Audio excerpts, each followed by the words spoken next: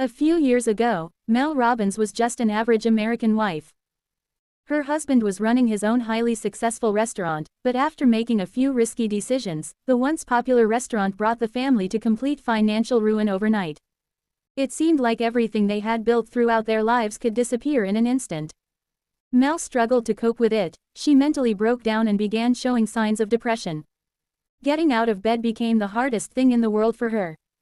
Even though the alarm clock rang every morning, and even though she knew she had to take the kids to school, she simply couldn't get up. The more she avoided it, the worse she felt, but she still chose to go back to sleep. This happened over and over again, day after day.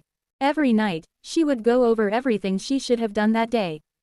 She should have looked for a job because the bills needed to be paid. She should have been kinder to her husband. She should have pulled herself together so they could get out of their dire financial situation. She should have acted like a mother who faces her fears and doesn't let them affect her children. She knew what she should have done, but she didn't do it. Her kids were late to school every single day, and she slowly began to realize that she was feeling too sorry for herself to do anything. I know you probably have no problem getting up in the morning, but believe me, we all have similar irrational fears.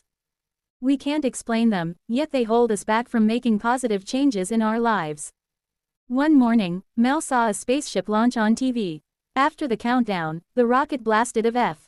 That's when she made a decision. Even if she did nothing else that day, she would count down from 5, and then get out of bed. Just that, get up. She counted down, and stood up. Surprisingly, it felt easy. So she decided to count down again and go make breakfast. And so on. By applying this simple rule, she took back her day, and slowly, her life. She got a job at CNN and developed the 5-second rule, which she later wrote a book about. Then she gave the most famous talk of her life at TED, which was watched by over 6 million people across 37 countries. Her method has improved the lives of countless people, and she was invited to publish in Success magazine. Eventually, she also launched 2 businesses, which she later sold for a good Professor IT. She discovered this method at the lowest point in her life, a method that not only changed her own life, but brought happiness and success to many others as well. It's not enough to know what you need to do. Even knowing why you need to do it isn't always enough. If you don't act on the things you know you should do, a year from now you'll realize you're in exactly the same place you are today. The 5-second rule helps you take action even when you don't feel like it. It goes like this. If you feel like you need to act on something, you must move physically within 5 seconds, or your brain will kill the idea.